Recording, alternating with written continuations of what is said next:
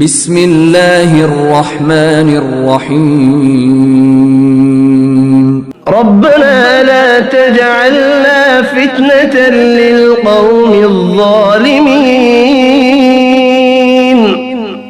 ونجنا برحمتك من القوم الكافرين